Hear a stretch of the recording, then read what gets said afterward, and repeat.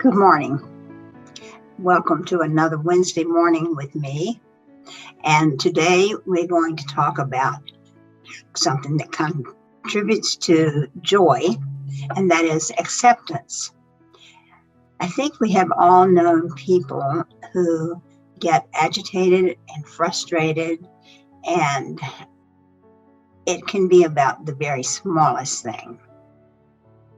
And then we have also known people who are very leisurely, accepting things, going with the flow, kind of roll with the punches.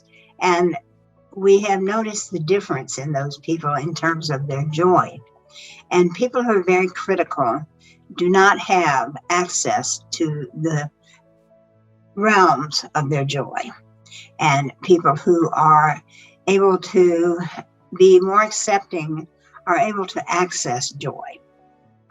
So I'm going to start by talking about self-criticism. In my work, which you know I'm a psychotherapist, I work with plenty of people who have a disregard for themselves, who have no self-regard, who are critical of themselves, who have no self-respect. And it is very, very sad to see. And it is impossible if someone is like that for them to love other people. So our job is to work on sloughing off that shame, that guilt, whatever it was that led them to be critical. Many, many times it's a very critical parent that they model after. Many times it's a critical school teacher or someone else in their life who criticized them to the nth degree, and they picked up the habit and it became a pattern for them. And along with it is a bitterness. So as someone comes in, we begin with loving yourself. And we've all heard that quote, love your neighbor as yourself. And it is very difficult to love your neighbor as yourself if you are loathing of yourself. So our job is to work on getting rid of the self-loathing. And you've also seen people who are especially easygoing, I would say. They kind of take things as they come, and there's a little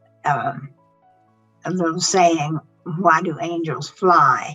And the answer is because they take themselves so lightly. And I love that. And it reminds me of people who are very accepting, that they take things lightly, that things are not so serious. And those are the people who can truly access joy. So we have those two extremes and many in between. And the hope is that we can move people toward self-love so that they are able to love others. And I wrote in the article quote that my client sent me about self-compassion. And that is certainly something that we work on in therapy.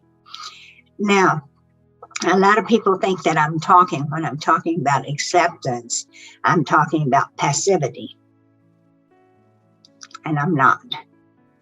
I think it is very important in acceptance if someone is doing wrong, to identify that wrong, to try to stop it because it hurts others and it hurts themselves. So there's an action component to acceptance.